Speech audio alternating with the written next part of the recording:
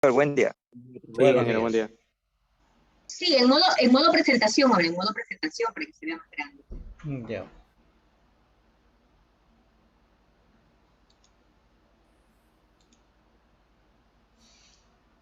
Yo creo que ahí estamos listos. Perfecto. Entonces, dejemos para que ingresen los asistentes.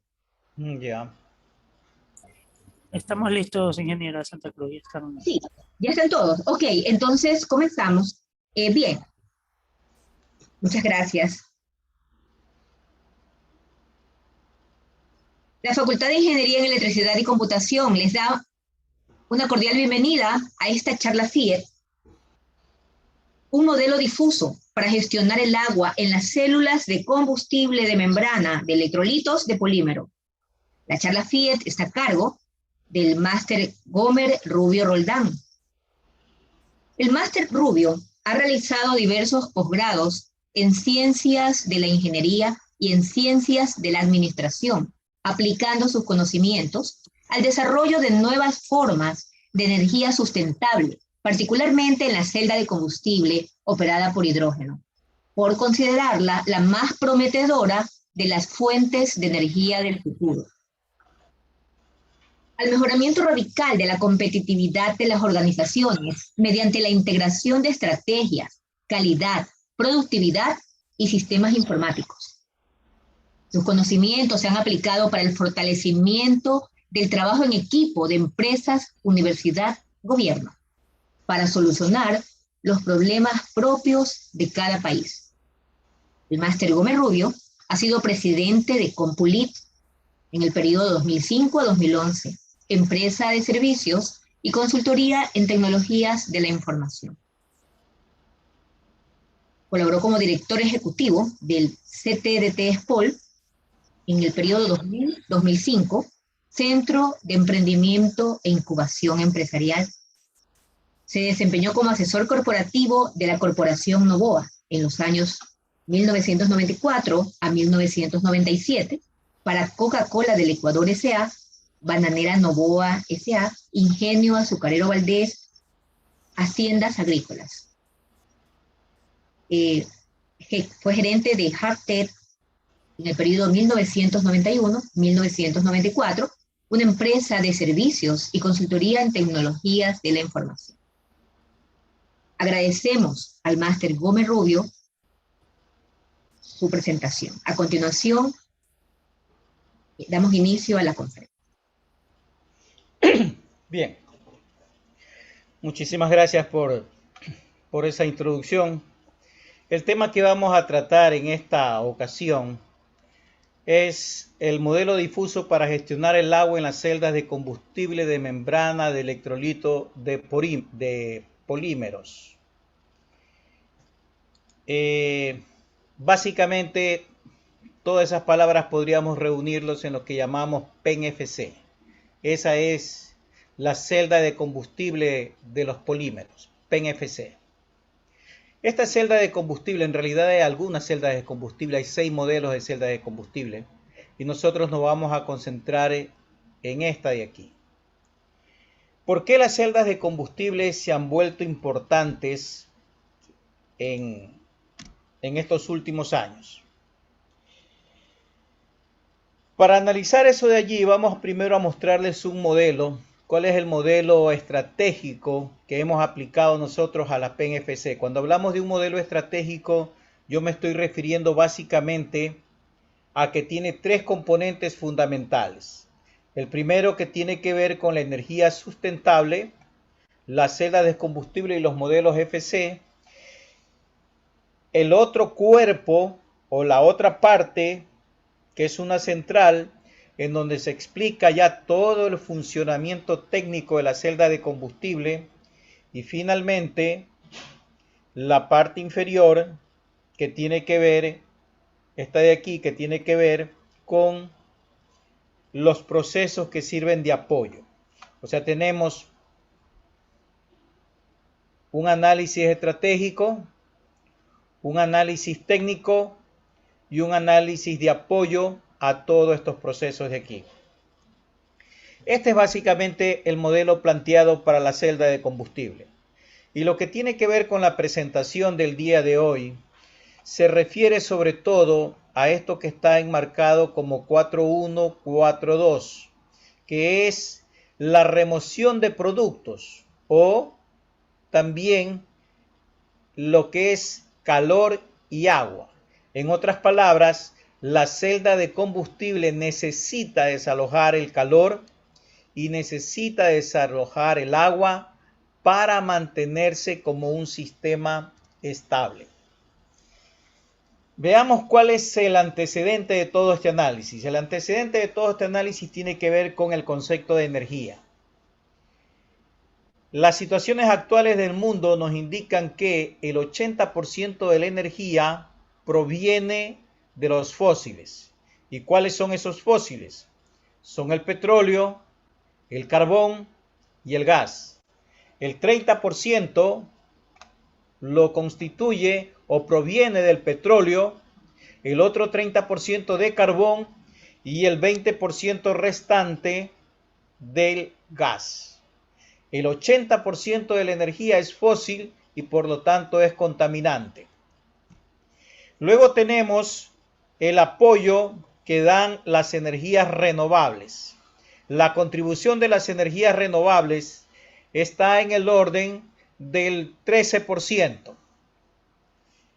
El 9% es biomasa, 2% bioelectricidad y el otro porcentaje que lo hemos puesto en un 2% para que redondeen los números en realidad al 14%, lo constituyen ya lo que contribuye viento, la energía que proviene de los vientos, la energía solar y la energía geotérmica. 14% de la energía entonces es renovable. Observen que en nuestro país un alto porcentaje de la energía que utilizamos en nuestro país es de hidroelectricidad. Finalmente tenemos el porcentaje de energía que corresponde a la energía nuclear. Eso de allí anda aproximadamente por el 7%. Entonces podríamos redondearlos en números grandes, ¿no? 80% es fósiles, 13% energía renovable y 7% energía nuclear.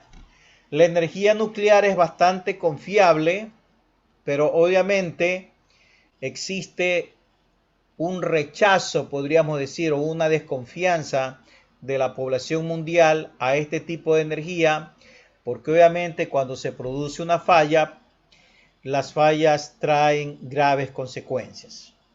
Ese es el único problema que en realidad presenta este de aquí. Es la desconfianza de la población.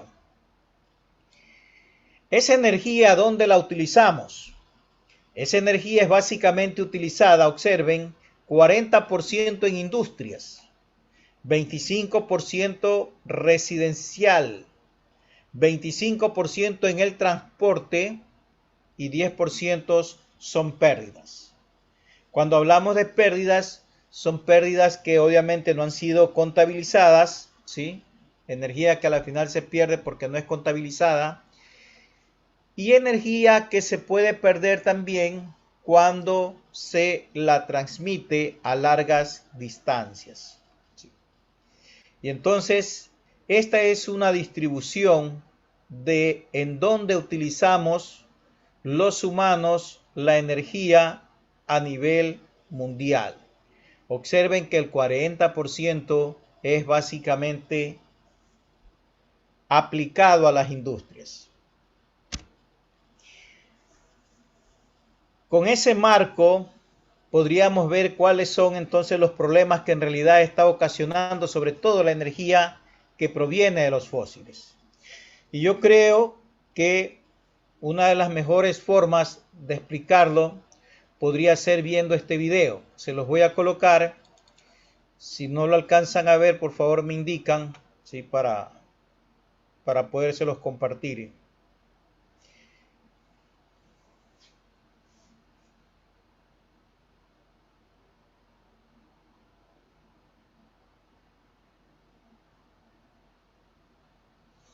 Es un video que fue filmado el mes pasado de lo que sucedía básicamente en muchas ciudades, sobre todo de China. ¿Lo alcanzan a ver el video, por favor? Sí, se ve la pantalla. Hola. Link. Sí. Perfecto. Audio no tiene prácticamente, ¿no? Pero No las escuchamos. imágenes son las que nos llaman la atención, ¿no?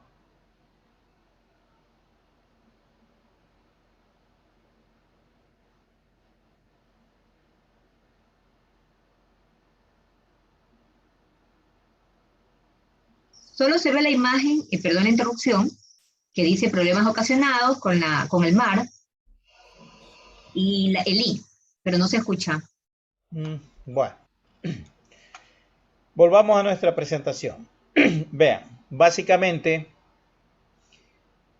uno de los problemas serios que se produce por la contaminación que provocan los fósiles tiene que ver con el clima. Yo creo que para muchos de ustedes ya queda claro, sobre todo en estos últimos meses, los incendios que se han producido en varios países del mundo, las inundaciones que fueron noticia mundial en el metro de China, en metros de China, en las calles de China, en las ciudades de China, y no solamente en China, en otros países también. Y las altas temperaturas que se han producido en los últimos días. ¿Sí? Entonces todo eso demuestra en realidad de que el cambio climático no es algo para tomarlo muy a la ligera. El cambio climático es bien serio. Aquí hay que reconocer o hay que tomar en cuenta que algunos políticos incluso han desestimado el cambio climático y han considerado pues que eso no es importante, digamos. Es una exageración de los científicos. Pero el último reporte de este mes del organismo que se dedica al cambio climático en las Naciones Unidas, obviamente pone el dedo sobre la llaga, podríamos decir. ¿Sí? El reporte indica claramente los problemas serios que está viviendo el mundo por los cambios climáticos e indica que necesitamos reducir las emisiones de los gases hasta lograr que la temperatura no suba 1.5 grados centígrados. Porque obviamente el incremento de la temperatura a nivel mundial provoca que el sistema Tierra se vuelva inestable. O sea, ese es el gran problema que tenemos. Mientras no suba ese 1.5 grados centígrados, la Tierra en teoría está estable. Pero una vez que suba por encima del 1.5% grados centígrados, no sabríamos exactamente cómo respondería o cómo se comportaría el sistema Tierra. Entonces de ahí viene la preocupación a nivel mundial y en noviembre de este año se va a realizar una cumbre incluso que va a tratar este tema, ¿no? Sí. El otro problema serio, porque solamente estamos mencionando en realidad los problemas más serios, esto de aquí en realidad tiene más problemas, pero los problemas más serios son estos: cambio climático, y el otro es la distribución de la riqueza. El 1% de la población posee más del 99% de la riqueza en el mundo. Si nos vamos a los años, al siglo XVIII, en el siglo XVIII hubo un economista que en aquel tiempo hizo un análisis de la economía, ¿sí? Y planteaba que básicamente la riqueza estaba concentrada en el 20% de la población, ¿sí? O sea, el 20% de la población poseía el 80% de la riqueza. Ese básicamente fue su análisis en el siglo XVIII. Observen, del 20% de la población hemos pasado al 1%. Y resulta que ya no es el 80% el que tiene la riqueza, digamos, ¿sí? Sino que es el 99%. Entonces, obviamente, esto refleja un grave problema de desigualdad e inequidad económica, ¿sí? Y el tercer problema serio que lo estamos mencionando es el tema del agua. Y lo mencionamos el tema del agua porque la PENFC, la pila de combustible, en realidad utiliza agua, lo cual hasta cierto punto podría ser un punto negativo. Pero el punto positivo de la PENFC es que el agua que la utiliza la vuelve a suministrar. Y es agua que sí sirve para consumo humano. Entonces los datos nos indican que en el mundo 3.000 millones de personas habrá que alimentar en el 2050 y que obviamente hay una escasez tanto de alimentos como de agua. ¿Sí? Entonces son problemas serios que la humanidad tiene que enfrentarlos. Allí hay una lámina que me permite observar cuál es la contaminación que provoca cada uno de los países en el mundo. Observen, Norteamérica, por ejemplo, tiene una contaminación de 6.1. Esto está en gigatoneladas, ¿sí?, de CO2. 6.1 gigatoneladas. ¿Sí? Rusia, 2. China, 8.6. Sudamérica contribuye con 1.2. O sea, los grandes países o sectores, ¿verdad?, que contribuyen a la contaminación serían China y Norteamérica, ¿sí?, los dos más grandes contribuyentes. Norteamérica, por si acaso, no está suscrito a un convenio que permite reducir las contaminaciones ambientales a nivel mundial, ¿sí? Y obviamente el progreso económico de China en los últimos años es el que ha disparado la contaminación en el mundo. Entonces tenemos dos polos, tenemos dos economías que básicamente tienen la hegemonía en el mundo, ¿sí?, Estados Unidos, China, y básicamente son de paso los dos países más contaminantes. ¿Sí? Aquí tenemos otro tema. ¿Cuál es la solución para esos problemas? La solución pasa básicamente por lo que conoceremos o lo que ya se conoce en estos momentos como la economía del hidrógeno. Una economía que recién está surgiendo. Recuerden que durante la historia han habido varios saltos económicos, ¿sí? Lo dieron las computadoras dieron el último salto económico y estaríamos a las puertas de otro salto económico que debería darlo la economía de hidrógeno. ¿Y cómo funciona esta economía de hidrógeno? Bueno, aquí tenemos una lámina que me dice que básicamente necesitamos agua. Esa agua la podemos obtener de diferentes fuentes. Necesitamos una energía primaria. Y esa energía primaria, la gran ventaja es que puede ser la energía solar. Y a través de ellos obtendríamos un vector energético que sería el hidrógeno. Y una vez que yo tengo el hidrógeno, ¿verdad?, ese hidrógeno sería aplicado al transporte, a la vivienda, a las residencias, obviamente a la parte industrial y a pequeñas aplicaciones.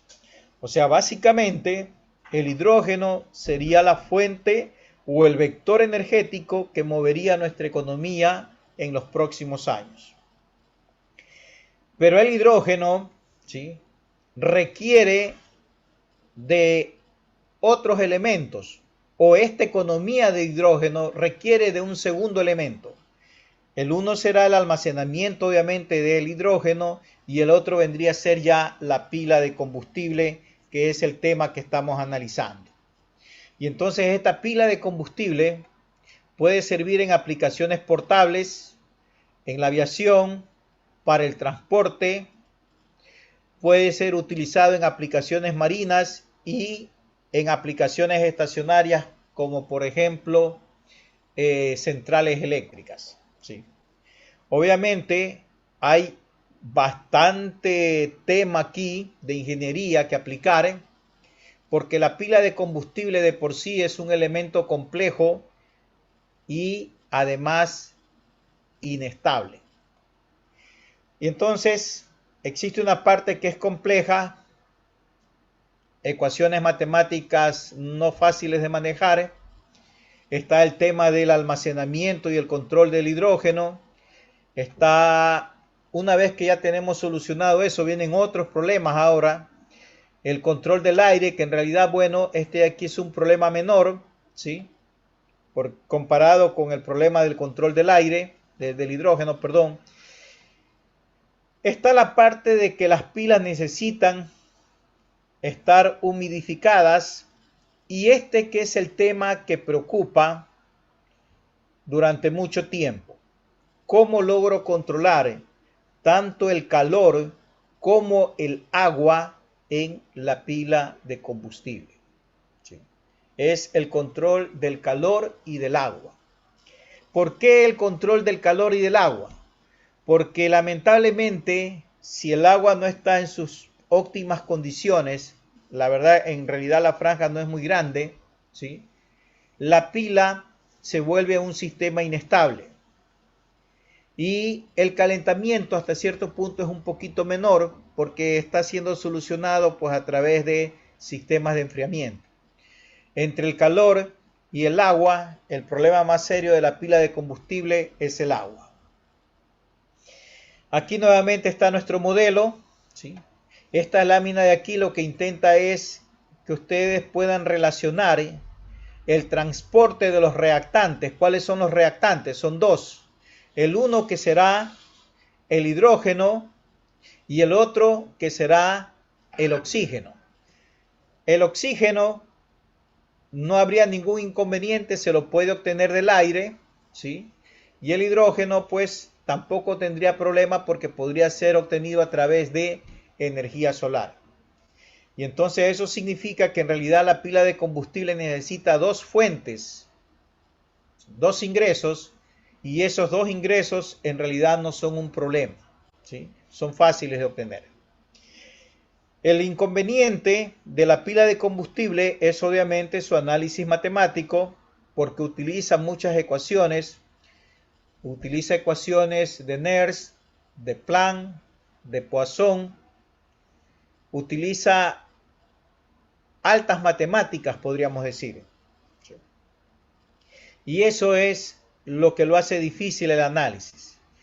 La gran ventaja es que hay muchas personas que se han dedicado obviamente a este estudio y las ecuaciones están bastante ya desarrolladas, podríamos decir. Entonces, eso es lo que tiene que ver con el transporte de reactantes. Observen que cuando hablamos de transporte, estaríamos hablando, por ejemplo, o esto sería muy similar al transporte de fluidos. Y el transporte de fluidos, transporte de electrones, transporte de líquidos, es un análisis no fácil. ¿Sí? Tiene muchas ecuaciones. Sobre todo la aplicación de las ecuaciones de Navier-Stokes. El otro tema que también es importante aquí es lo que tiene que ver con la reacción electroquímica. Por suerte, la reacción electroquímica en realidad es sencilla, no es una ecuación complicada.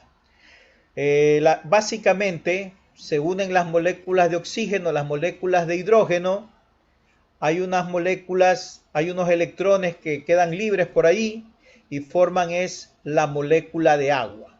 Entonces, se obtiene aquí, al separarse, se obtiene electricidad a través de los electrones, aquí estaría, y obviamente también se tiene agua como producto de salida. Aquí hay otro análisis que también hay que hacer en esta celda de combustible, que es el transporte de la carga. El transporte de la carga es un tema también complicado, porque sigue siendo transporte, ¿verdad?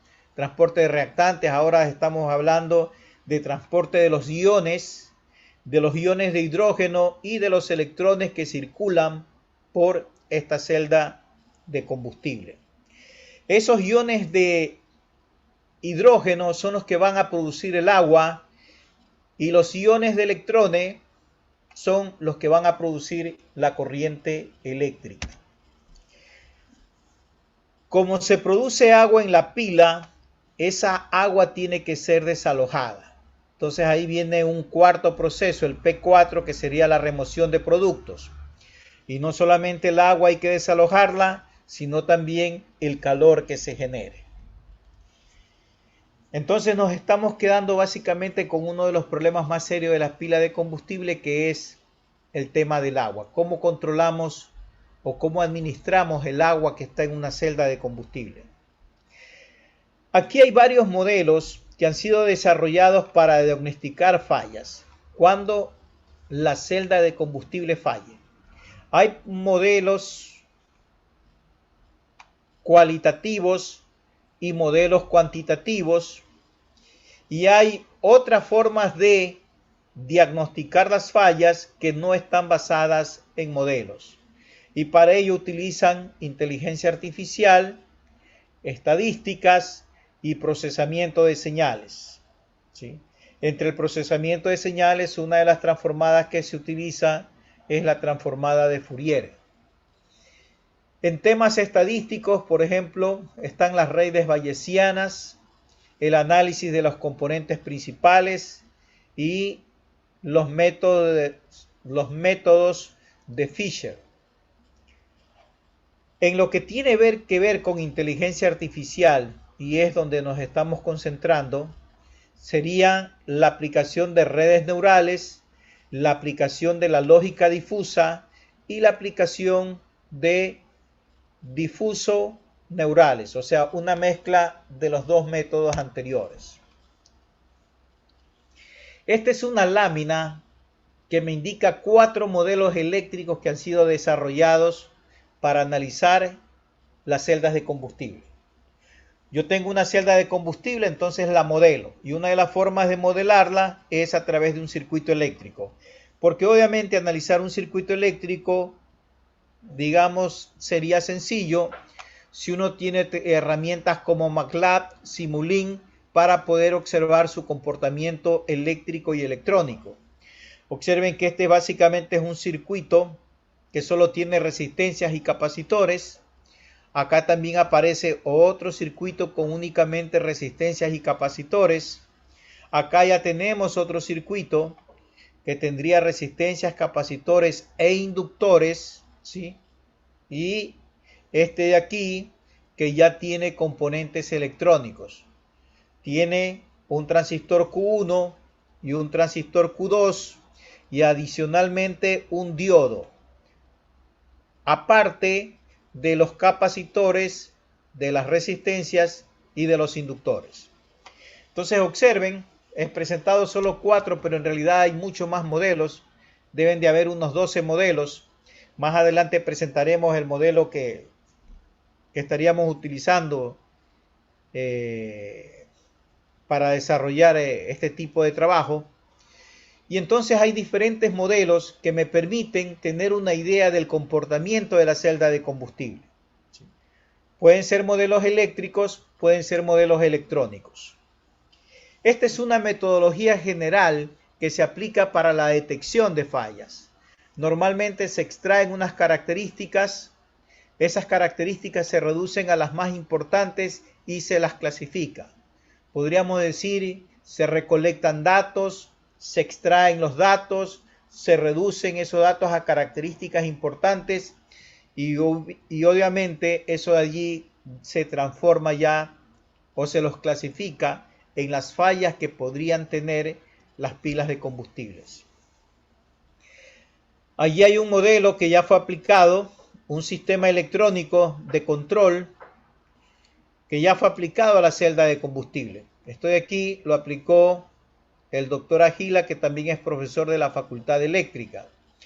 Y entonces, por ejemplo, él utilizó un procesador central, tenía una celda de combustible que estaría aquí. Obviamente hay varios elementos que la controlan el caudal, controlan la potencia, la presión, controlan la temperatura. Cuando yo controlo esas variables, alimento obviamente la celda de combustible con hidrógeno, con oxígeno, lo cual significa que yo debo tener un control de esos dos gases. Tengo otros elementos que me permiten, por ejemplo, eliminar un poco el calor, que sería este de aquí, y eliminar también el agua. Como carga a la PEN-FC se puede colocar una carga electrónica que permite variarse. Y al variar la carga electrónica, obviamente uno puede hacer diferentes simulaciones. Entonces observen, este es un sistema bastante completo como para poder analizar el comportamiento de una celda de combustible. Esta es otra lámina que hemos presentado aquí para poder indicar cómo es el comportamiento de la celda de combustible cuando es modelada en Octavia. Hemos utilizado Octavia porque obviamente es un software gratis, ¿sí? Entonces, aquí yo puedo observar que la celda de combustible presenta dos picos. El uno que aparece aquí y el otro que aparece acá. Y estos dos picos, obviamente, son los que habría que tener cuidado, porque esos dos picos son los que podrían producir inestabilidad en la celda de combustible. Esto es lo que habría que, obviamente, controlar. Aquí está otro dibujo también obtenido en Octavia que me indica cómo es el comportamiento de la celda de combustible y sobre todo de la distribución de su carga eléctrica, ¿sí? La conductividad de la celda de combustible. Entonces obviamente tiene un comportamiento de esta forma, lo que indicaría que, por ejemplo, cuando uno separa la molécula, se separa en los hidrógenos, en el hidrógeno, en los iones hidrógenos, y se separa en los electrones, obviamente pues hay una concentración con una menor cantidad de electrones y posteriormente una concentración con una mayor cantidad de electrones. Eso es básicamente lo que me indica esta gráfica.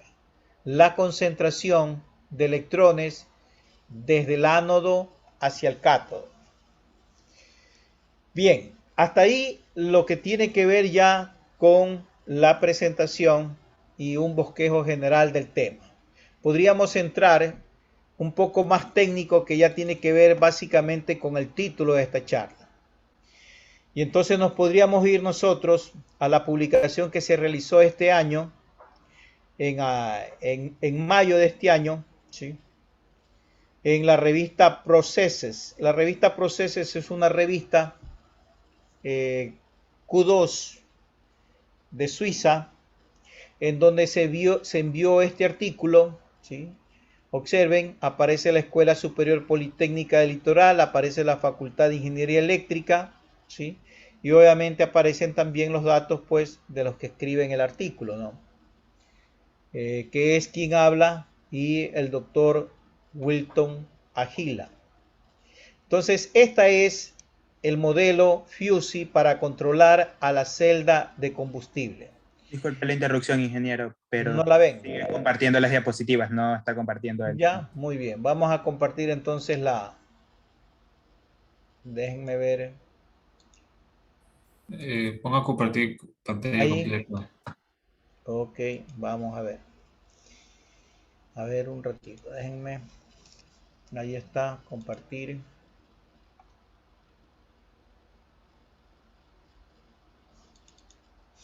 Ahí ven la FUSI Model para manejar agua en las membranas, en las celdas de Sí, ya se ve. Ahí se nota, ingeniero. Perfecto, miren, esta es la revista Processes y este fue el artículo aprobado y publicado en esta revista, ¿no? Entonces vamos a extraer de aquí lo más importante, los conceptos más importantes. Uno de los conceptos más importantes es este de aquí y me voy a permitir, déjenme ver si puedo, parece que, bueno, no importa. Quería ver si podía rayar, pero no veo para poder rayar, no veo. Pero no importa, con el mouse lo vamos a ir indicando, vean. Esta parte de aquí, ¿sí? Este es uno de los conceptos importantes. Observen el crecimiento económico de la industria, porque este es un tema que nos interesa. O sea, sobre todo desde el punto de vista de ingeniería, nosotros no deberíamos únicamente concentrarnos en la parte técnica, sino también deberíamos de concentrarnos en las potencialidades que tendría una industria. Y sobre todo en aquellas industrias que estarían en crecimiento, ¿sí? Por ejemplo, esta es una industria, podríamos llamarla la industria de la economía de hidrógeno al final. Esa es una industria que estaría en crecimiento. ¿Esto qué significa? Para que sea más claro, ¿verdad? Es como que en los años 70 y pico, 80, yo empezara a trabajar con las computadoras, ¿sí? Cuando las computadoras recién estaban empezando, digamos, o estaban en crecimiento. Entonces, obviamente, si usted en los 70, 80 se dedicaba al desarrollo de software, ¿sí? Y a la venta de hardware, ¿sí? Hardware y software, obviamente usted agarró la industria en su etapa de crecimiento. Entonces, a eso nos referimos con etapas de crecimiento, ¿no? Es importante tenerlo eso presente porque las industrias tienen diferentes etapas. Y no es un buen negocio meterse en una industria cuando esa industria está decayendo, podríamos decir, ¿sí? Eso es propio del ciclo de vida de las industrias. Y entonces observen esta industria, ¿no? Que sería la industria básicamente de la economía de hidrógeno. Dice que en el 2018 se tuvo 122 billones en ventas, ¿sí? Eso es la cantidad que se estima. ¿Y qué se estima para el 2022? 155 billones. O sea, esta es una industria que está creciendo, ¿sí? Que no despuntó por la pandemia, debió de haber tenido un quiebre en el 2021 y lamentablemente ese quiebre en el 2021 no se ha producido. Y entonces eso ha retraído, ha provocado un retroceso en el crecimiento de la industria. Eso es malo para unos y es bueno para otros, como todas las cosas. Y esto en realidad es bueno para nosotros, podríamos decir, pensando ya como Ecuador, como Sudamérica, incluso, porque obviamente siempre estamos un poco más atrasados de los avances tecnológicos en el mundo. Y entonces ese retroceso, esa pandemia, que obviamente nos ha afectado, por otro lado, ha permitido que esta industria se detenga un poquito su crecimiento y que nosotros podamos embarcarnos en ese tren del desarrollo. 122 millones en 2018 a 158 en el 2002. Ese es el crecimiento estimado. El otro análisis que podríamos destacar es este de aquí. Dice que hay diferentes metodologías que han sido propuestas para diagnosticar, para estudiar el problema del agua en las PEN-FC. Y estas metodologías están basadas en métodos analíticos, como ya lo habíamos mencionado. Los métodos analíticos son básicamente aquellos modelos matemáticos, bastante complicados, por cierto. En modelos analíticos, en modelos físicos, y también han habido modelos experimentales. O sea, las personas han ido al laboratorio y han experimentado para poder encontrar sobre todo los parámetros de las celdas de combustibles. Sí. Hay metodologías basadas en no modelos, dice, como la inteligencia artificial, las estadísticas o el procesamiento de señales, algo que también ya lo mencionamos. Aquí profundizo un poco y me indica que tenemos el uso de circuitos eléctricos, de simulaciones numéricas, lo que ya les presenté, el uso de este también es una forma de simulación numérica por volumen, ¿sí? Son métodos de simulaciones numéricas, métodos numéricos, ¿sí? También métodos de Lattice-Boltzmann, que son básicamente métodos matemáticos, el uso de métodos combinados de Euler y de Lagrange para obtener también modelos de las celdas de combustibles y especialmente del agua. Por ejemplo, estos métodos permiten modelar el agua como una circunferencia, el agua es como gotas de agua, digamos. Entonces las modela como circunferencias y las empieza a analizar. Es un análisis bien pequeño, podríamos decir. Este año, por ejemplo, hay una tesis doctoral realizada en Suiza que analizó esta técnica de aquí, la técnica de los neutrones aplicados a la celda de combustible para ver obviamente las imágenes que se producían, ¿no? Los resultados de esa investigación, digamos que no arrojó muchas cosas nuevas, ¿sí? Los resultados eran básicamente ya resultados que se conocían, pero igual el hecho de haber utilizado esta técnica que era nueva hasta cierto punto fue lo novedoso de esa investigación. Entonces se ha utilizado imágenes de neutrones, resonancia magnética, se ha utilizado filtros de Kalman. Los filtros de Kalman son muy utilizados en las ciencias de la ingeniería, ¿sí? Incluso en la SPOL se está realizando una tesis doctoral que se centra justamente en los filtros de Kalman. Tienen muchas aplicaciones, tanto en la parte de automatización industrial como en la parte de telecomunicaciones. Todos ellos han ido a intentar comprender el manejo del agua, cómo manejar el agua en la celda de combustible. O sea, en otras palabras, hay bastante información sobre esto. ¿Qué más podríamos resaltar del artículo, ¿no? Porque estamos queriendo resaltar justamente los temas más importantes.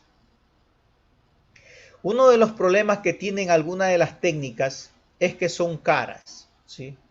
Por ejemplo, aquí indica: las técnicas y métodos propuestos requieren equipos que incrementan los costos de la PEN-FC. Si la celda de combustible es un sistema, un aparato que lo quiero colocar en los carros, por ejemplo, los carros no me deberían de subir mucho de costos. Una celda de combustible no solamente me sirve para carros. Observen que habíamos hablado de la desigualdad económica que existe a nivel mundial y podríamos pensar en África, en aquellos sitios en donde no llega la energía eléctrica, ¿sí? Sobre todo en la selva, ¿no? Difícil de que llegue la energía eléctrica. Pero usted sí podría tener una celda de combustible que es como una batería de carro, ¿verdad? Como una batería de carro en la celda de combustible. Usted se la lleva en medio de la selva, y con el aire y con la energía solar usted la hace funcionar. Solucionado el problema de energía, porque usted tendría energía durante el día y durante la noche sin que tenga que tirar cableados o llevar la energía eléctrica de otra forma, ¿no? ¿Sí? Eso significa que usted podría tener energía tanto en el día como en la noche, ¿sí? Porque la celda de combustible también puede almacenar energía, ¿sí? Entonces ahí están las soluciones incluso para resolver los problemas de desigualdad social y de inequidad económica, ¿sí? Y obviamente no queremos que los costos de esas celdas de combustible se incrementen, y por ello es que algunos de los métodos mencionados anteriormente son caros, digamos, ¿sí? Y entonces se analizan otros métodos, y aquí es donde entramos nosotros, ¿no? ¿Sí? Por ejemplo, está el método de redes neurales, el método de la lógica difusa, el método de pronóstico, que es muy interesante. Sobre esto muy poco se ha avanzado, aquí hay bastante que investigar. Este es otro método que se utiliza bastante para pronosticar sobre todo el comportamiento de las celdas de combustibles, y en realidad es una técnica que se utiliza en hospitales, ¿sí? Es una técnica de diagnóstico de pacientes en hospitales. Esa técnica se la está aplicando en celdas de combustible también. Y obviamente la gran ventaja pues de todo esto es que en realidad el modelo yo lo podría llevar a algo más sencillo, como un circuito eléctrico, y ese circuito eléctrico lo puedo analizar por cualquier software, ¿sí? Entonces por ahí podrían reducirse los costos en lo que tiene que ver el manejo del agua de las celdas de combustibles. Esos son los elementos más importantes de esta parte. De ahí obviamente viene un análisis de todo lo que se está trabajando ya más detenido, más profundo. Por ejemplo, menciona los circuitos eléctricos que se han utilizado, ¿sí? Las herramientas MATLAB Simulink para modelarlos y este tipo de equipo que mide las impedancias básicamente, ¿sí? Es un medidor de impedancia que me permite determinar cuál es la impedancia que me está botando la celda de combustible. Más adelante tenemos, por ejemplo, todo el análisis anterior me permite tres cosas: analizar las condiciones iniciales, el estado estacionario y el estado transitorio de la celda de combustible. Y el más preocupante de todos es obviamente el estado transitorio. Porque para tener una idea, usted debería de pensar en lo siguiente. Yo tengo una celda de combustible en un carro. Si esa celda de combustible llega a fallar, el carro se podría incendiar. Y entonces ese tipo de error no puede producirse en un carro porque simplemente las personas no van a adquirir un carro. Y entonces esas son las pruebas que se están realizando y que han retrasado un poco el ingreso de los carros de celda de combustibles al mercado, ¿sí? Ahí hay otro tipo de herramientas. Por ejemplo, aquí profundiza ya en el análisis del filtro de Kalman, ¿sí? Menciona esta herramienta NeoPar X, que es un modelo numérico, ¿sí? Para resolver justamente las ecuaciones que analíticamente no se las puede resolver. Entonces se las resuelve aproximadamente, digamos. Se encuentran soluciones aproximadas. Y hay otros métodos robustos, ¿sí? Algunos métodos robustos que se han utilizado. Por ejemplo, este de aquí, el de 2 fases, que significa que básicamente analizan el agua dentro de la pila en sus 2 estados, en el estado líquido y en el estado gaseoso. A eso le llama el método de las 2 fases, digamos, el análisis del flujo en 2 fases. Ese es un método bastante robusto y bastante matemático, ¿sí? De ahí vienen otras técnicas, ¿sí? Y aquí viene la técnica que nosotros vamos a aplicar, que es la técnica de lógica difusa. Y sobre lógica difusa también hay algunos documentos y algunas investigaciones que ya se han realizado, ¿sí? Ahí está la información, menciona cada una de ellas, ¿sí? De diferentes, que nomás han querido medir. Algunos han querido medir el agua en el cátodo, sobre todo en el cátodo. Algunos también miden el agua tanto en el ánodo como en el cátodo, porque los dos se llenan de agua, ¿sí? Otros han medido, por ejemplo, aquí hay una técnica de redes neurales y de lógica difusa. Las dos técnicas aplicadas. Fíjense, aquí hay una de Prognostic que se aplicó también, ¿sí? Me parece que eso fue en estos últimos años. En realidad no me acuerdo de qué año es esa técnica cuando la aplicaron, pero en estos últimos años la han estado aplicando, ¿sí? Y aquí viene nuestro modelo, ¿no? ¿Sí? Este es el circuito electrónico, digamos, este es el esquema del sistema electrónico, ¿sí?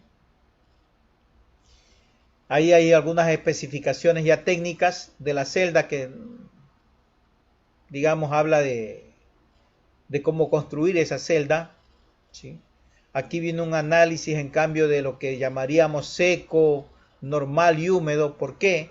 Porque lo que queremos determinar es básicamente si la pila se encuentra en estado seco, en estado húmedo o en estado normal. Y tomar las medidas antes de que llegue a uno de los estados extremos, al estado seco o al estado húmedo.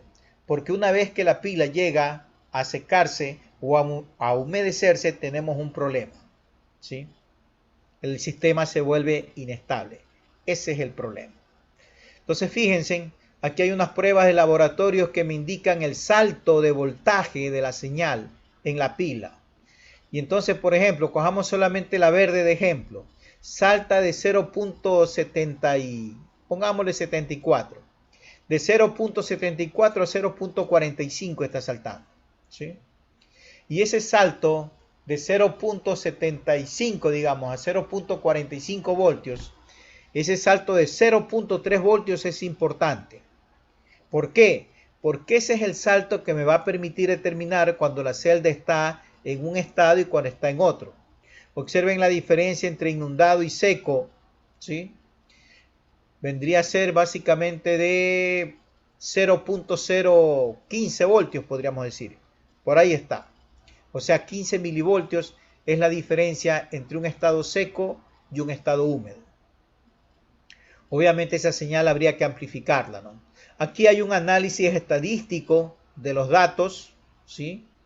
Aquí hay un análisis ya que básicamente escoge los valores finales e iniciales para ya buscar el paso de voltaje, ¿sí? Y aquí ya están las características que se encuentran, ¿sí? Las características serían básicamente el cambio de la pendiente producido por el cambio de voltaje, digamos, ¿sí?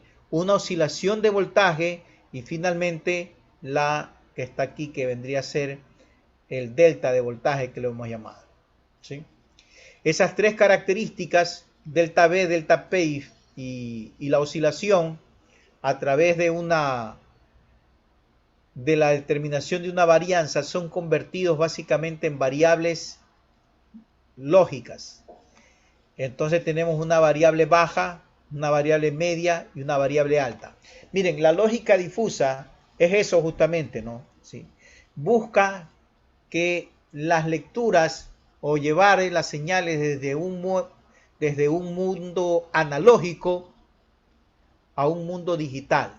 Y entonces básicamente está utilizando tres tipos de señales al final. Lo que llama bajo, lo que llama alto y lo que llama medio.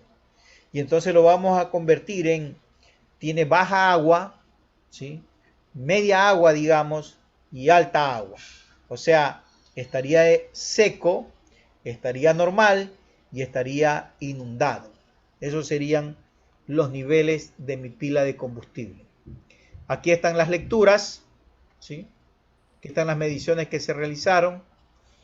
Aquí está el modelo que se utilizó, ¿sí? Es un modelo que básicamente concluye con esto, ¿no? ¿Sí? Si está muy seco, seco. Si está suavemente seco. Y por el otro lado también tiene tres niveles: suavemente inundado, inundado y muy inundado, ¿sí? Y uno en el centro que es el normal. Para simplificar esto de aquí, lo que se ha hecho es unir estos tres secos y estos tres inundados, y obviamente nos quedamos con tres: seco, normal e inundado. O sea, la pila está seca, la pila está normal, la pila está inundada. Ahí están ya las pruebas, ¿sí? Permite discriminar, digamos, uno se da cuenta enseguida que esto sería seco, que esto sería normal y que esto sería inundado. Entonces, sí se notan las diferencias. Aquí también, este es otro gráfico que permite notar las diferencias. Observen que los voltajes son pequeños, ¿no? ¿Sí? Estamos hablando de 2 milivoltios básicamente, ¿sí? Hay diferencias muy pequeñas. Aquí hay unas curvas ya que se obtienen, ¿sí? Esta es otra gráfica que también concluye sobre eso. Y este es un tema que me gustaría mencionarlo un poquito, ¿no? Por ejemplo, observen este modelo. Este es el modelo eléctrico que simularía todo lo que se ha hecho. Tenemos una resistencia que básicamente es la resistencia de la membrana, porque entre el ánodo y el cátodo tiene que ir una membrana, ¿sí? Entonces esa membrana tiene una resistencia. Hay una inductancia que se produce entre las placas colectoras, dice, ¿sí? Entonces cuando usted tiene la celda de combustible cuando usted une una placa con otra, se me está produciendo una inductancia, ¿sí? Esto se obtiene con medidores de espectros, ¿no? ¿Sí? De medidores de impedancia. Aquí hay un Q1, R1. Este Q1 es básicamente un capacitor, por si acaso, ¿no? ¿Sí? Esta es una resistencia. En otras palabras, esta es una resistencia RC, un circuito RC. Y aquí nuevamente tenemos otro circuito RC. Entonces tenemos una resistencia y un capacitor en paralelo, en serie con una resistencia, y todo eso en paralelo con un capacitor, en serie con un inductor y en serie con una resistencia. O sea, un modelo complicado como es el de la celda de combustible queda básicamente expresado en un modelo matemático. Observen que los modelos anteriores tampoco eran complicados, ¿sí? Y este de aquí obviamente me permite también analizar de una manera mucho más fácil el comportamiento de la celda de combustible. Hasta ahí se ha llegado. Yo diría que el próximo paso sería trabajar un poco más con este circuito, o uno de los trabajos sería trabajar un poco más con este circuito para analizarlo más detenidamente. Esa podría ser una alternativa. Ella podría hacer eso muy concretamente en lo que tiene que ver con eléctrica, digamos, ¿sí? Ahí están los parámetros que fueron medidos, cuánto valen RM. Observen que RM tiene 0.7 ohmios, es una resistencia bien pequeña. La inductancia está por el orden de los 10 a la menos 7 henrios, ¿sí? En los capacitores no hay problema, ¿sí? Porque digamos son valores que normalmente se los conoce, pero la inductancia es bastante baja, ¿sí? Y ahí estarían las conclusiones, ¿no? En realidad las conclusiones de todo esto básicamente es, ¿sí?, que el modelo FUSI es un modelo más barato, ¿sí?, porque obviamente un laboratorio en el que se tengan pues equipos para determinar espectros con electrones, con bombardeo de partículas y cosas así, pues obviamente esos laboratorios son caros, pues, ¿no? ¿Sí? Y lo que buscaríamos es a través de un modelo FUSI, que es un modelo más sencillo, ¿sí?, modelar esa pila de combustible y básicamente determinar, ¿sí?, si la pila, si yo puedo controlar esa pila y determinar si necesito humedecerla un poco o secarla un poco, solamente utilizando ese modelo. Ese es el trabajo que se ha realizado. No sé si hayan preguntas, por favor. Hola. Sí, profe, Dime. la pregunta es, los componentes, si se utiliza para construir un circuito tipo así, ¿esos componentes están disponibles en el mercado? Porque son capacitores y inductores muy pequeños. Sí, sí se los puede conseguir. Porque lo peor que podría suceder, pongamos el circuito, lo peor que podría suceder es que tengamos que hacerlo, ¿no? ¿Sí? El único medio complicadito ahí sería el inductor, pero igual se lo puede hacer. ¿Sí? Se lo puede hacer. Que conseguirlos en el mercado no sabría decirlo, pero hacerlos sí, construir, como para poder probarlo, ¿no? ¿Sí? Porque obviamente ya hasta ahí no hemos llegado, o sea, el sistema ya me arroja esos resultados, yo lo puedo modelar con esa parte eléctrica, pero ya las pruebas de la parte eléctrica del circuito, eso no se ha realizado. ¿Sí? ¿Alguna otra pregunta? Otra pregunta, profesor.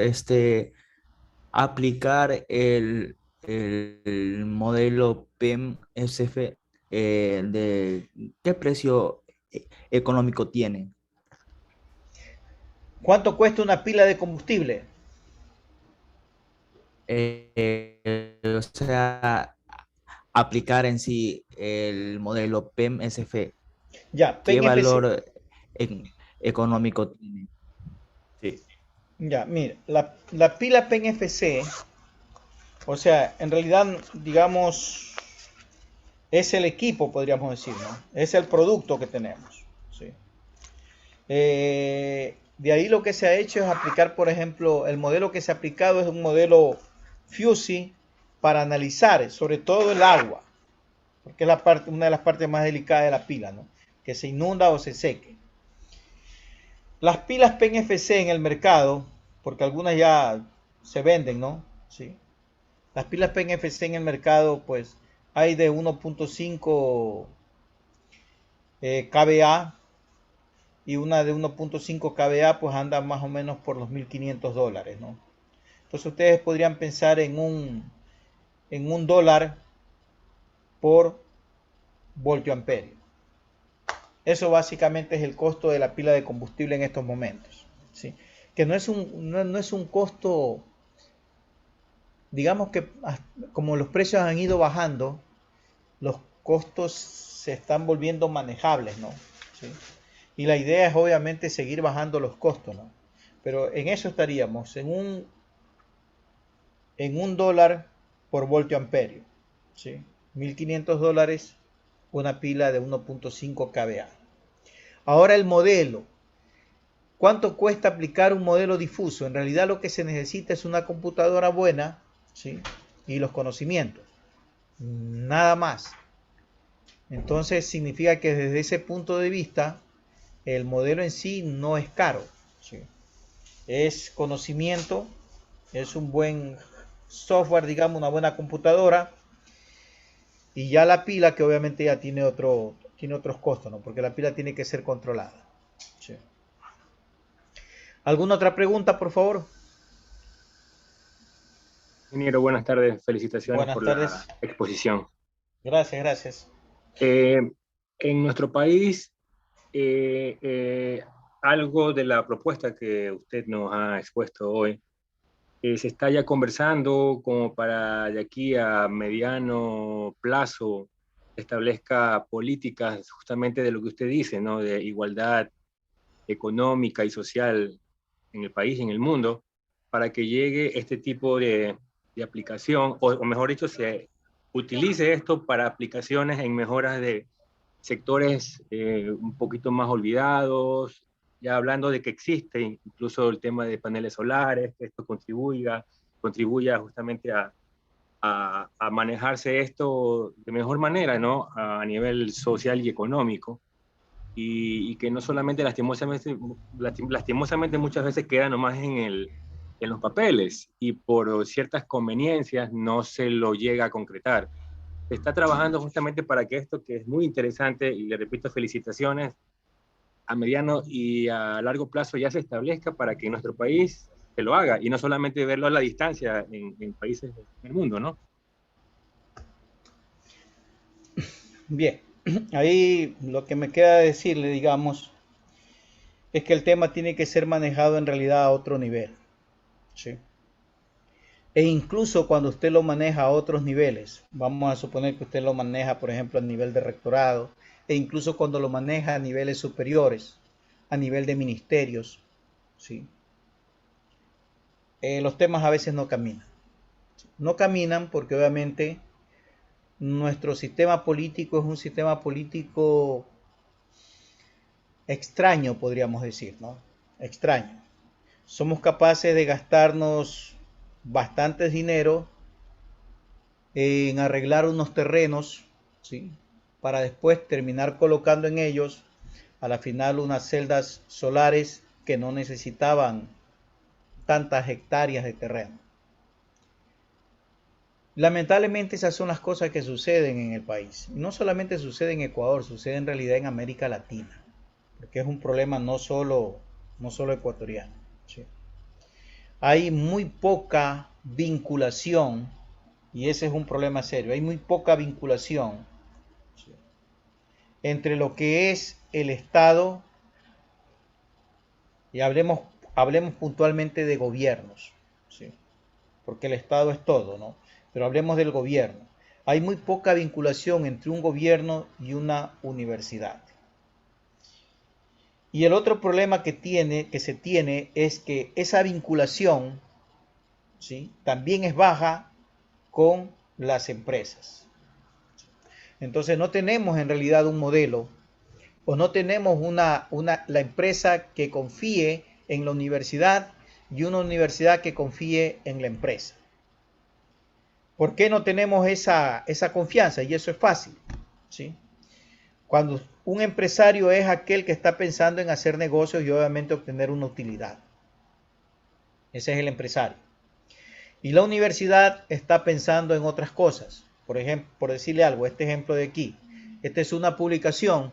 ¿Y cuál es mi objetivo? Mi objetivo es básicamente publicar en revistas. ¿Sí? En este momento ese es mi objetivo. Entonces, vincularme con los sectores productivos en este momento en realidad no es mi objetivo. ¿Sí?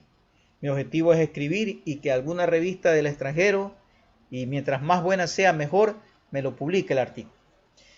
Y entonces, claro, hay un divorcio allí, ¿sí? Porque mientras la universidad está pensando en unas cosas, las empresas están pensando en otras cosas. Y de paso, el gobierno también está pensando en otras cosas, ¿sí? Entonces, existe un divorcio, podríamos decir, casi total. En realidad, esa es la triste realidad, ¿no? ¿Cómo solucionar ese problema? El problema tiene solución. Y la solución pasa porque los tres se sienten y conversen. Gobierno, empresas y universidades.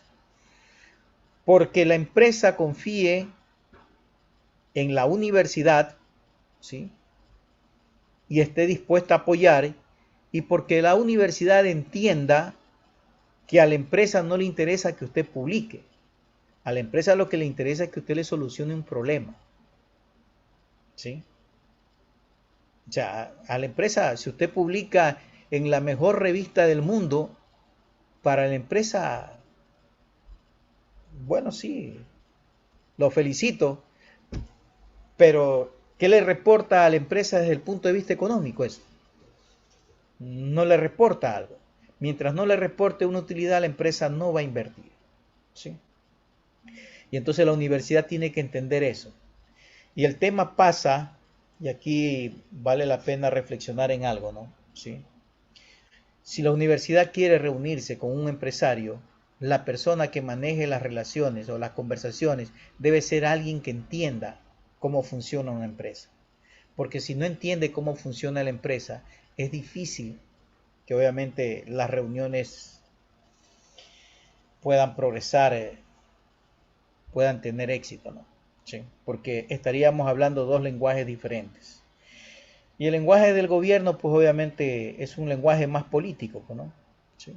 Entonces, peor todavía. ¿Sí? Tenemos un lenguaje económico que lo maneja la empresa, tenemos un lenguaje académico que lo maneja la universidad y tenemos un lenguaje político que lo maneja el gobierno. Difícil. ¿Sí? Los tres tienen que reunirse y hacer un esfuerzo casi sobrehumano por llegar a acuerdos. ¿Sí? Es bastante difícil, porque ninguno de los tres obviamente buscan ese punto común, ¿no? Ahora, mire, aquí eso me permite hacer una otra reflexión más. La gran ventaja del gobierno es que por tener el poder político, por así decirlo, ¿verdad? ¿Sí? Podría obligar, entre comillas, por favor, a las empresas y universidades a llegar a acuerdos. ¿Sí?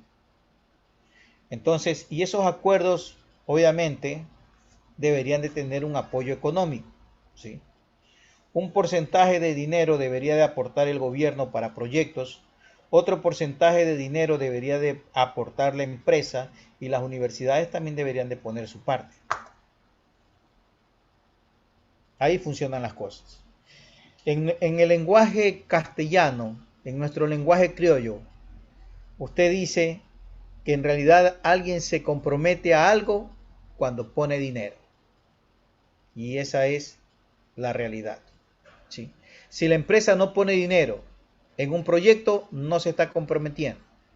Si el gobierno no pone dinero en ese proyecto, no se compromete. Y si la universidad no lo pone, tampoco se compromete. Conclusión, no hay compromiso. Si no hay compromiso, no hay nada. ¿Sí? ¿Cuándo empieza el compromiso? Cuando usted está dispuesto a poner dinero. ¿Sí? Yo he estado, lamentablemente, he estado en reuniones en las cuales usted ha invertido bastante tiempo, se han elaborado proyectos, se han llegado a acuerdos difíciles de llegar a los acuerdos, y cuando ya está todo listo, incluso hasta se tiene un presupuesto, ahora sí, hablemos del dinero, ¿cuánto tienen que poner? $10.000 para empresas que, $10.000, escúcheme bien, $10.000 para empresas que facturan 500 millones es mucho. No los ponen los $10.000. Para facturas que para empresas que facturan 500 millones de dólares. O sea, no es que está facturando, no. Son 500 millones de dólares de facturación anual. $10.000 es mucho. Profe, ¿y esas son empresas nacionales? Empresas nacionales. Sí. Vaya. Pero no se preocupe, eso de ahí también es aplicable a las universidades y a los gobiernos. ¿Sí? Aunque el gobierno en ese aspecto, cuando una vez que ya tiene el proyecto y ve que el proyecto puede funcionar, pues obviamente se invierte, ¿no? ¿Sí? Del gobierno podrían haber menos quejas en ese aspecto. ¿Sí? Pero el acuerdo entre universidades, empresas, ese es el más complicado. O sea, y el acuerdo pasa por la desconfianza que tiene el uno del otro, ¿sí? Y por el lenguaje que habla el uno y habla el otro. Son lenguajes diferentes. ¿Sí? ¿Alguna otra pregunta? Ingeniero, buenas tardes. Sí. Yo tengo una consulta. Por ejemplo, ya cuando hablamos de las celdas de combustibles y usted hablaba sobre los autos, por ejemplo, que se puede hacer una analogía. Estas celdas de combustibles que son similares a las baterías, por ejemplo. Solo Exacto. que, o sea, estas producen electricidad, ¿verdad? Pero no hay Claro. combustión ni emisiones. Mi Exacto. duda es esta. Por ejemplo, ¿se podría hacer una de dióxido de carbono si este hidrógeno se produce con gas natural? ¿Sería rentable hacerlo? He escuchado que se hace muy poco, pero ¿sería rentable hacerlo? Ahora más que está como esto en el hincapié también del hidrógeno. ¿O usted no lo ve que es rentable A ver, hacerlo, por ejemplo, que se produzca el hidrógeno con gas natural formularme y la así pregunta de reducir? nuevo. Podría formularla de nuevo. Sí, Es que hubo una partecita que no se nos perdió. sí, por ejemplo, reducir el dióxido de carbono a Ujú. través de la producción del hidrógeno por medio del gas natural. Ya. Sería rentable, por ejemplo. Producir hidrógeno. Sí, Bueno, por medio del gas natural. eh, desde un punto de vista económico yo diría que sí, ¿no? Sí. Desde el punto de vista económico se lo puede producir. ¿Sí? Ahora, el tema está en que el hidrógeno en realidad también se lo puede obtener tanto de fuentes fósiles como de energías renovables. ¿Sí? Si el hidrógeno viene de fuentes fósiles, no ayudamos mucho porque lo que no queremos es justamente contaminar. ¿Sí? Del fósil al hidrógeno, obviamente estoy produciendo un proceso que va a provocar contaminantes y es lo que no quiero, ¿sí? Porque se va a liberar carbono igual. ¿Sí?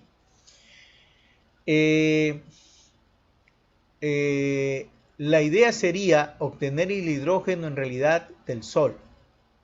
¿Y cómo se lo hace? Bueno, se lo hace a través de un proceso en el cual se utilizarían celdas solares. ¿Sí? Y obviamente, desde el punto de vista ya de la ingeniería eléctrica, ingeniería mecánica, ya eso sí nos llama la atención, porque está dentro de nuestros campos de paso. ¿Sí? Esa sería mi respuesta a su pregunta. Y aclarándole que al menos considero que sí sería rentable convertir el hidrógeno a través digamos, obtener hidrógeno de las fuentes de gas natural. ¿Alguna Muchas otra gracias, pregunta? Hola. Ya no hay preguntas. Buenas tardes, Ah, profesor. ya. Dígame. Primero felicitarlo por el trabajo que han realizado. Y tengo dos preguntas. Ok. Lo que le entendí es que usaron modelos difusos para el control del agua dentro de la celda. Ujú. Ya, entonces, de lo que entiendo, los modelos difusos pueden ser eh, el modelo Mandani y el modelo Takahashi-Sugeno. Entonces, Ujú. mi pregunta ahí es, ¿cuál modelo usaron y por qué? Y la segunda inquietud es eh, respecto a la energía. Si bien usted mencionó en su presentación que la energía atómica o nuclear Sí. tiene o representa cierta desconfianza en la población por los problemas que se presentan al momento de un evento, y ahí tengo claro bueno, no tengo claro, pero sí recuerdo lo que ocurrió en el terremoto de Japón y, y el daño en la central nuclear. Eh, Existe esa desconfianza, pero ¿qué hacer para que el hidrógeno, que también representa un peligro, eh, se pueda construir una confianza de la población en base al uso del hidrógeno y no ocurra lo que está pasando con la energía nuclear? Bien. Mira, utilizamos el segundo método que mencionaste porque era el más sencillo, ¿no? Eso es lo que tiene que ver con lógica difusa. Y sobre tu segunda pregunta, ¿verdad? Que es sobre la desconfianza. En realidad también existe desconfianza sobre el hidrógeno, ¿no? Sí, porque las poblaciones dudan de las centrales nucleares y hay motivos para hacerlo. Lo peor es que hay motivos, ¿no? Sí. Y también se duda del hidrógeno porque el hidrógeno es altamente inflamable. ¿Sí? Y entonces eso hace, ¿verdad?, de que se pierda o se inviertan bastantes recursos y se invierta tiempo en buscar que la celda de combustible sea estable. No lo más estable posible, no, que sea estable. ¿Sí? Y que sea, y usted, y digamos, y vamos a suponer que esté en un carro, ¿no? Y que si hubiese un problema, obviamente hubiese una salida inmediata a ese problema. Me parece que el año pasado, si el año pasado o este año algo así, hubo un problema en una planta, en una estación de servicio de hidrógeno en Alemania. ¿Sí? Entonces las personas se asustaron un poco. Por eso es que todavía sigue experimentándose, es decir, se sigue probando, se sigue buscando la forma de que el sistema sea lo más confiable posible. ¿Sí? Más que lo más confiable, que sea confiable, ¿sí? Para no tener, para que la población pueda confiar, ¿no? Y yo creo que por eso se está retrasando el tema, se está analizando más profundamente, se siguen analizando modelos. Y se sacan solamente modelos de prueba, así como para poder ir probando, ¿sí? Y que obviamente no tengamos un problema, porque donde se produce un problema, vamos a suponer que se incendie un carro que tiene una celda de combustible, ¿no? La primera reacción de las personas serán que ya no quieren un carro con celda de combustible. Van a preferir nomás un carro que consuma gasolina, ¿sí? Entonces, eso es lo que hay que ir puliendo, mejorando, y obviamente el crecimiento de este sector, porque eso es lo más importante, el crecimiento de este sector es un crecimiento, o sea, estamos recién en sus inicios, podríamos decir, ¿no? ¿Sí? Todavía no llega a su punto de quiebre, ¿sí? Piensen en una S, ¿sí? Piensen en una S, no la puedo dibujar, me gustaría poderla dibujar, pero no veo la parte del dibujo. Pero piensen en una S y piensen que todavía no han llegado a la mitad de esa S, ¿sí? Así estamos en la industria, lo cual significa que el crecimiento En realidad viene después de la mitad de la S, el punto de inflexión, podríamos decir, ¿sí? Ese todavía no llega. Podría estar llegando a la final en un... El problema es la pandemia, ¿no? Pero podría estar llegando el año que viene o en 2 años más, ¿no? Sí. ¿Alguna otra pregunta? Sí, profe. ¿Usted cree que si el gobierno se pone de acuerdo con las universidades en estudiar este tipo de proyectos, Ecuador llegaría a ser una de las potencias de este tipo de energía? O sea, que Ecuador sea el líder o sea el vanguardista de este tipo de proyectos.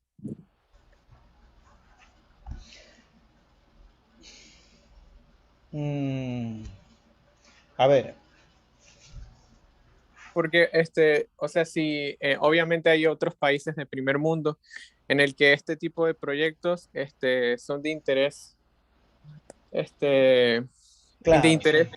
público y no se enfrascan tanto en las ganancias en lo que puedan generar con este tipo de proyectos, sino el bien que le podría brindar a la sociedad. Entonces, por eso le pregunto yo a usted que si aquí en Ecuador se enfoca en este proyecto, podríamos llegar a ser en un futuro lejano, a mediano plazo, los vanguardistas en este tipo de energía. Ya. Te lo voy a responder de esta manera. ¿Sí? Primero nosotros deberíamos de tener claro cuáles son las fortalezas del Ecuador. ¿Sí? Eso es importantísimo. ¿Sí? Las fortalezas del Ecuador están en el agro. Eso significaría agroindustria. Están en su mar.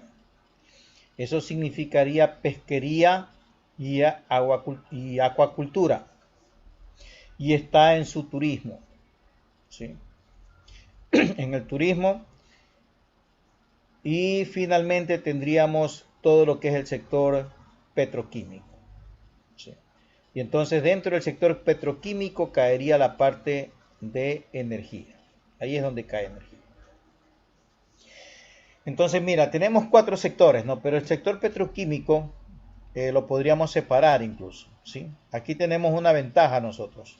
Nosotros sí tenemos buenas fuentes, tenemos sol, por lo tanto podríamos tener unas buenas fuentes de energía solar, y tenemos también buenos vientos, e incluso hay proyectos que ya se están ejecutando, que se han ejecutado en Loja, y que obviamente ya tenemos centrales pues que generan energía eléctrica, ¿no? Desde el viento. Y también tenemos todo un sistema de generación de energía eléctrica a partir de los vientos en las Islas Galápagos, ¿no? O sea, en esos temas sí hemos trabajado. Pero esos de ahí son básicamente para consumo interno. No creo que nuestro objetivo debería de ser convertirnos en potencia por ahí, porque eso es medio complicado, ¿no? Yo les mencionaba hace un momento, la Universidad Politécnica de Zúrich se acaba de publicar por el mes de febrero, me parece, febrero-marzo, una tesis en la cual analizan la celda de combustible utilizando neutrones. O sea, estamos hablando de que ellos son capaces de utilizar técnicas bastante costosas para nosotros. ¿Sí? Y entonces está medio complicado querer competir en esos sectores. Yo diría más bien, la idea sería utilizar las tecnologías que se vayan desarrollando y hacer una aplicación de las mismas en nuestro país. ¿Sí? Por ejemplo, a la final, en vez de hacer la instalación de cableados eléctricos para llevar energía eléctrica hasta zonas bastante lejanas, mejor utilicemos, por ejemplo, celdas de combustible. Allí sí. Entonces le podríamos dar a los habitantes más bien celdas de combustible. O a la final poder construir una pequeña central en un pueblito, ¿verdad? Vamos a suponer un pueblo pequeño, podríamos construirle una pequeña central eléctrica, ¿sí? Con celdas de combustible, que básicamente lo que necesita sería sol y aire, ¿sí? Y las dos cosas las va a tener sin ningún problema. Yo diría que por ahí más bien iría la solución, ¿sí? Si yo quisiera desarrollar al país, ya pensando desde otro punto de vista, para volverlo competitivo, yo lo que haría es impulsar el agro, impulsar el mar, impulsar el turismo. Esas son las tres, digamos, claves para nosotros. De la petroquímica en realidad vendemos y obviamente la exportamos, pero la idea del mundo es que el petróleo cada vez, digamos, se lo utilice menos, ¿no? Y deberíamos de irnos a energías renovables porque obviamente es lo que tenemos y nos sirve para nosotros, ¿no? O sea, la energía que nosotros generemos debería de servirnos para el desarrollo de nuestras industrias. ¿Sí? Profe, Ya, dígame. bueno, y yo con respecto a las energías renovables, a mí siempre he estado interesado en ese tema y he investigado. Pero realmente las energías renovables están evitando la contaminación o están haciendo producir más, porque cuando yo leí los informes, que si quieres lo puedo pasar, por ejemplo, Alemania que cambió su fuente de energía nuclear por renovables, ahora se convirtió en el segundo país más contaminante de toda Europa. ¿Por qué? Porque estas energías renovables también contaminan mucho. Al momento de extraer metales raros se necesitan. También las celdas que se utilizan, la extracción de esos materiales son muy contaminantes. Por ejemplo, la extracción de metales raros viene de China y para extraer lo que hacen son tirar ácidos a tierras de agricultores para poder extraer estos metales raros y cosas así. Y no incluso en Japón también sucedió que trataron de cambiar y empezaron a contaminar mucho más. Además, es que la energía nuclear es más amigable al ambiente que las energías renovables. Unas cualidades que no tiene la energía renovable es la variedad de satisfacer la demanda, porque una energía variable te puede dar, suministrar una cierta cantidad de electricidad, pero no puede aumentar. A cambio, una nuclear sí la puedes, digamos, controlar. Puedes aumentar la producción o disminuirla. Entonces, la pregunta sería si realmente las energías renovables cumplen su función de proteger el medio ambiente o realmente no, porque la evidencia empírica parece mostrar todo lo contrario.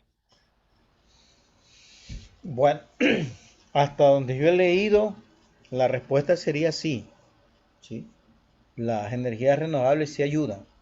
Ahora, claro, me gustaría revisar ese documento que tú mencionas, ¿no? ¿Sí? Yo no lo he visto, honestamente no lo he visto, ¿sí? He revisado bastante información, pero no he encontrado ninguno con un análisis como ese del que tú mencionas. Ahora habría que analizarlo. Me gustaría que me lo hagas llegar para analizarlo y en función de eso poder emitir una opinión, ¿no? ¿Sí? Pero por el momento, hasta la información que yo tengo y la información que he leído, ¿sí? Es que, y son bastantes documentos que he leído, ¿eh? ¿Sí? Es que sí, las energías renovables ayudarían a bajar la contaminación, ¿sí? Que es lo que preocupa en el mundo, porque aquí el problema vean, ustedes son, la mayoría de esta audiencia es joven, la mayoría de esta audiencia debe andar por los 20 años, ¿sí? 20, por ahí, más o menos, pero son 20 años más o menos, digamos, ¿sí? El problema que se observa es que para el 2050 ya deberíamos de empezar a tener inconvenientes. Algunos están acortándolo incluso al 2030, ¿sí? Pero bueno, los estudios anteriores indicaban al 2050. En el 2050 ya empezaríamos a tener problemas, ¿sí? Y obviamente significa que para el 2050 la mayoría de ustedes van a andar por los 50 años, ¿sí? Relativamente, por si acaso, a los 50 años todavía están fuertes, ¿ah? ¿Sí? Todavía están fuertes. Y entonces los cogen un momento en que todavía están fuertes y con un serio problema a nivel mundial, que podría ser menos incluso. Entonces los más los que más deberían de preocuparse de estos temas, en realidad son ustedes. Sí, son ustedes. En este campo de la energía hay muchísimo que hacer. Hay bastante. Podríamos hacer muchas cosas, pero yo diría, hagámoslas para nuestro consumo. ¿Sí? No para pensar en, por ejemplo, como lo que hacemos con la energía eléctrica, ¿no? No para pensar en vender energía eléctrica a Colombia, en vender energía eléctrica a Perú, porque se la ha estado vendiendo incluso por precios, por valores por debajo de los costos de producción y muy por debajo de los valores que le facturan a los ecuatorianos. Y entonces, si yo voy a producir algo, ¿sí?, que sea para el uso nuestro y para nuestro consumo, ¿sí?, y a buenos precios, a precios razonables, no puede ser que yo venda energía eléctrica a Perú a un valor y resulta que a los ecuatorianos les cobro 2, 3 veces más de lo que cuesta, ¿sí? O sea, tengo un problema. O sea, yo para eso no me meto en el negocio entonces de tener energía hidroeléctrica, ¿sí?, si se la voy a vender más caro a los ecuatorianos, ¿sí? Entonces ese tipo de problema es el que tenemos que nosotros enfrentar, ¿sí? Yo preferiría que la energía que se genere obviamente se quede en el país y que vaya sobre todo a esas zonas rurales que necesitan el desarrollo, que vayan a las industrias, ¿sí? Porque las industrias, a medida que crezcan, por ejemplo, asumamos la industria agrícola, que es una de las industrias que todavía tiene un alto potencial, ¿sí? El sector agrícola tiene un alto potencial para desarrollarse, porque nosotros seguimos exportando bananos. Seguimos exportando bananos, pero no se escuchan empresas que se dediquen a la fabricación a partir de productos del banano. No existe eso, ¿sí? Y este tema lo venimos conversando más de 20, 30 años y seguimos con la misma historia. Entonces, el agro necesita industrializarse, pero para industrializarse obviamente va a necesitar energía. Y ahí es donde tiene que intervenir esta energía, ¿sí? Entonces, el cambio va por allí. La energía que nosotros produzcamos debería de servir, ¿sí?, para desarrollar nuestras industrias que en realidad pueden competir. ¿Y cuáles son las industrias que pueden competir? Las industrias en alimentos, ¿sí?, que son poderosas, ¿sí?, podrían convertirse en muy poderosas. Las industrias pesqueras, ¿sí?, y obviamente el turismo, ¿sí? El turismo es un capítulo un poquito aparte, digamos, pero sobre todo, miren, el mar y la tierra son nuestras dos fuentes de riqueza inmensas que tenemos. Hacia allá debe de ir la generación de energía que nosotros hagamos. ¿Alguna otra pregunta? ¿Creo que podría explicar de nuevo el sistema de control del modelo que propone? En el sistema de control, ¿cuál? El de la lámina. Sí.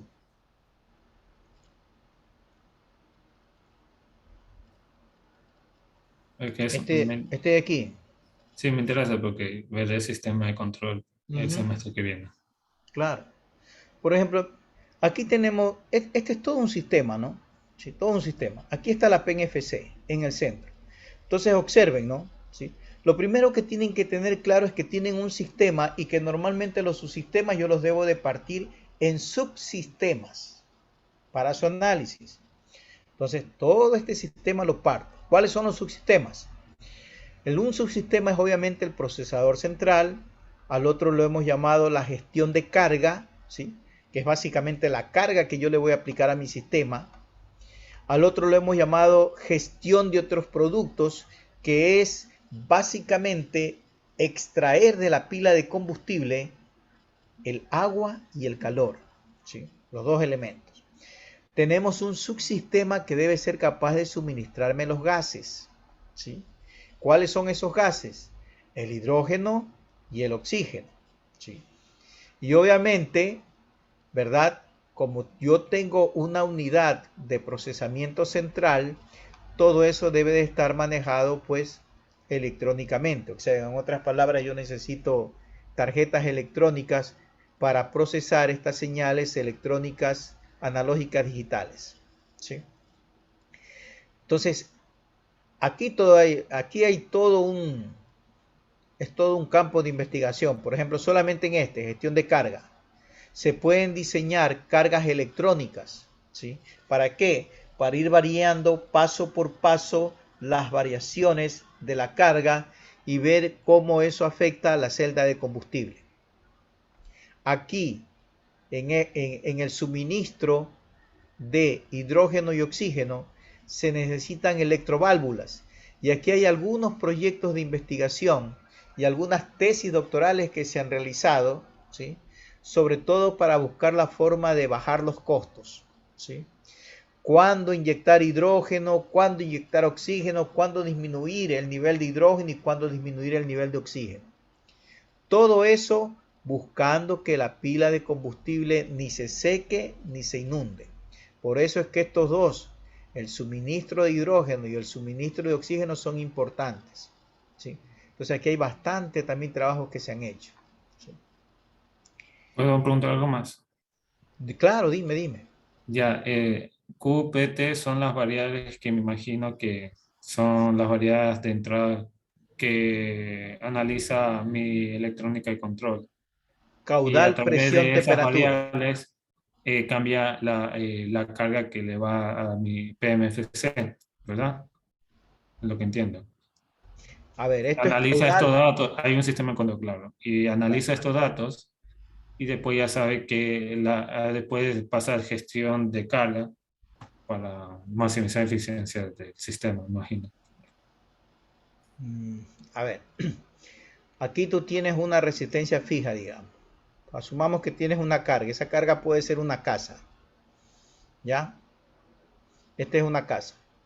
Asumamos que todo este sistema se lo voy a aplicar a una casa. Pongámoslo con un ejemplo. Esta es una casa. Y entonces obviamente yo necesito, ¿verdad?, unos tanques de hidrógenos, ¿sí?, en la casa. Y obviamente necesitaría pues coger oxígeno del aire. Que eso está más fácil, ¿no? Porque es básicamente el mismo aire que podría entrar y el proceso solamente va a escoger el oxígeno y va a botar los otros, pues, ¿no? Sí. Entonces no hay problema. El hidrógeno es aquí el preocupante, digamos, el hidrógeno. Bien, entonces ya los dos entran. El problema de la celda, ¿verdad?, es que o se seca o se humedece demasiado. ¿Sí? Se inunda o se seca.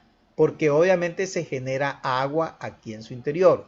Claro, está entrando hidrógeno y está entrando oxígeno, por lo tanto debe haber agua. ¿Sí? Entonces, o se seca o se inunda. Cuando se seca o cuando se inunda, se produce un problema en la pila y se vuelve inestable. Entonces allí no sabríamos qué tipo de energía le está suministrando a la casa. Y entonces este proceso de aquí, que es el control del caudal de hidrógeno y de oxígeno, de la presión con que se inyecta el hidrógeno y el oxígeno, y también la variable temperatura del hidrógeno y el oxígeno, necesitan ser controlados. Claro, uno a la final diría, bueno, controlemos el caudal, que es lo más importante. Y bueno, también la presión, ¿no? Y la temperatura a la final la dejamos, ¿sí? Pero la idea en realidad es controlar las variables que afecten. Por eso también está la temperatura. Y obviamente como el control se lo va a hacer a través de esta computadora, esas señales yo tengo que procesarlas, ¿sí? Y tienen que llegar procesadas acá. Y entonces ahí sí ya se produce el control. Porque de pronto la pila, vamos a suponer, digamos, necesita más hidrógeno. Entonces se le inyecta hidrógeno. Necesita menos hidrógeno, ciérrale un poquito la llave de hidrógeno. ¿Sí? Necesita oxígeno, ábrele la llave para que entre oxígeno o ciérrale la llave para que no entre oxígeno. Y esta de acá también, porque a la final necesitamos retirar más agua, abre la llave para que salga el agua, digamos. ¿Sí? No, necesitamos inyectarle agua, se está secando, digamos, ¿verdad? Inyéctale agua a través de este de aquí. ¿Sí ven? Entonces, todo ese control lo debe manejar este de acá. Este de acá. Y es un control, el problema es que es un control no lineal. ¿Sí? Porque si fuera un control lineal es fácil, pero es no lineal. Entonces hay que tener cuidado. ¿Sí? Entonces el sistema tiene que estar bien diseñado. Yo creo que ahí te quedó más claro, ¿no? Sí, profesor, ya tengo Claro, más claro, la verdad. claro, ahí sí quedó más claro.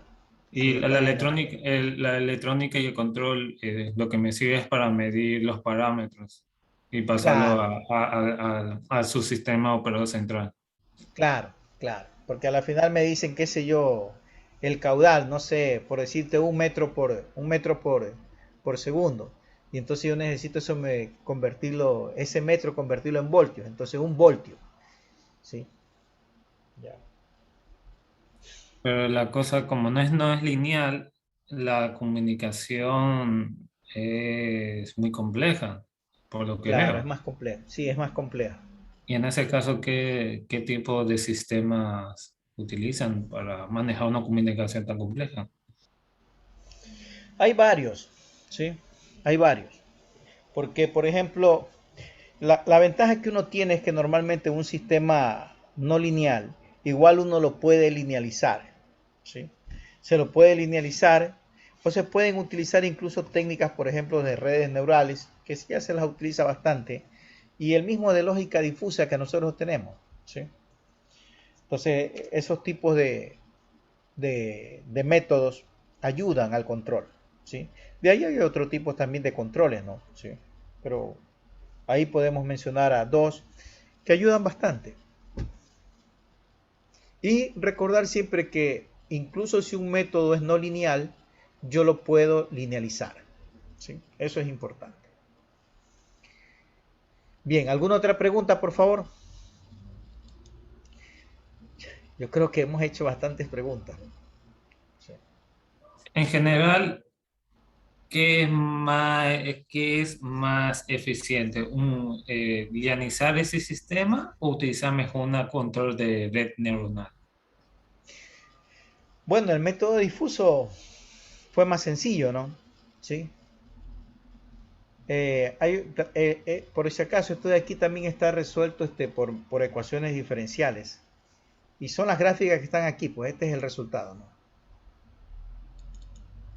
Este es el resultado de las ecuaciones diferenciales, que obviamente no se las puede resolver por los métodos que se conocen, porque, digamos, no, las variables no se las puede convertir a variables independientes.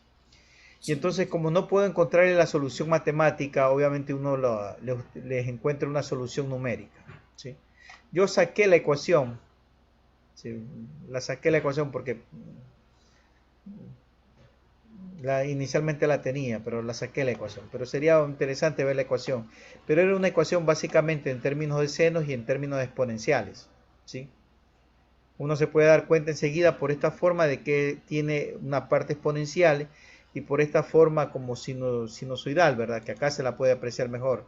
Esta forma sinusoidal, eso significaría que la respuesta tiene una función de tipo seno, ¿sí?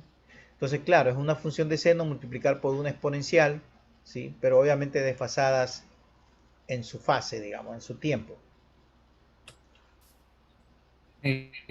Si es tan complejo que a veces no se puede utilizar métodos de ecuaciones diferenciales, a veces se utilizarían métodos numéricos para tener Exacto. una aproximada de respuesta. Sí, es lo que se hizo aquí. Porque esta gráfica es una representación numérica en realidad, ¿sí? Es una representación numérica cuando el sistema se va volviendo más complicado. Igual para el otro se obtuvo una ecuación matemática. Pero por ejemplo, mira, dice una solución. Este NS es la solución de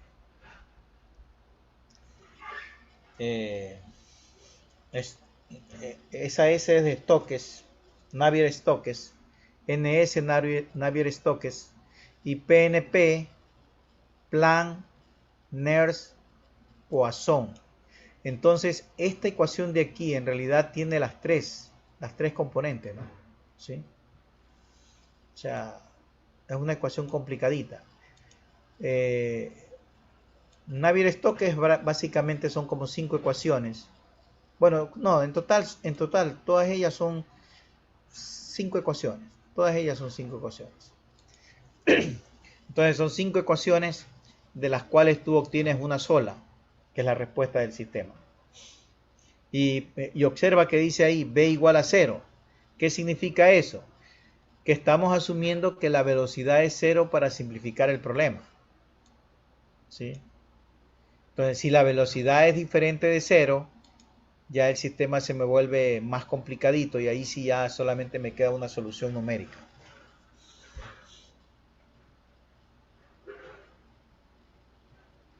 ¿Ya? Bueno, yo creo que eso sería todo. No sé si... Si hay más preguntas, podrían colocarlas en el chat. Recuerden que la charla FIED va a quedar, Máster Gómez Rubio, va a quedar publicada en el sitio web de FIED, ¿sí? Bien, buenas tardes a todos. Continúe. Ya, muchísimas gracias a todos, ¿no? Ha sido una buena charla y me han gustado bastante las preguntas. Gracias por su participación. Sí, agradecemos al Máster Gómez Rubio, profesor de la Facultad de Ingeniería en Electricidad y Computación. Agradecemos a los invitados, a los señores profesores, estudiantes que han estado, e invitados todos que han estado en esta charla. Les recordamos que pueden colocar en el chat su correo personal en caso que ustedes requieran, les interese recibir un recordatorio de las charlas FIED relacionadas a esta área, ¿sí? Con mucho gusto, pues les enviaremos un recordatorio personalizado a su correo electrónico, si nos ayudan colocando su nombre y correo en el chat, ¿sí? Bien, a continuación les invitamos a los que les sea posible activar su cámara para hacer una captura de esta charla FIED para el sitio web de la FIED. ¿Sí? Entonces a continuación doy paso a los ingenieros del DCT FIED para la captura. Buenas tardes con todos. Agradecemos al ingeniero Gómez Rubio por su presentación del día de hoy. Vamos, por favor, a realizar la captura de los asistentes. Los invitamos a activar sus cámaras.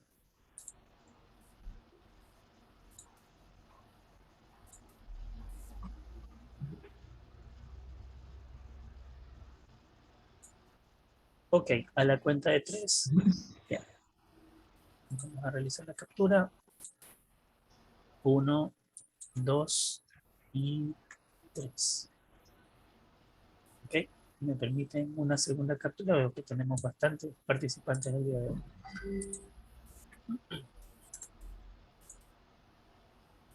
Ok, no se muevan de ahí. Vamos a realizar la captura, la cuenta de 3 nuevamente. 1, 2 y 3. Listo, agradecemos a los participantes y una vez más al ingeniero Gómez Rubio por su charla FIED del día de hoy. Tengan un excelente fin de semana. Gracias, gracias.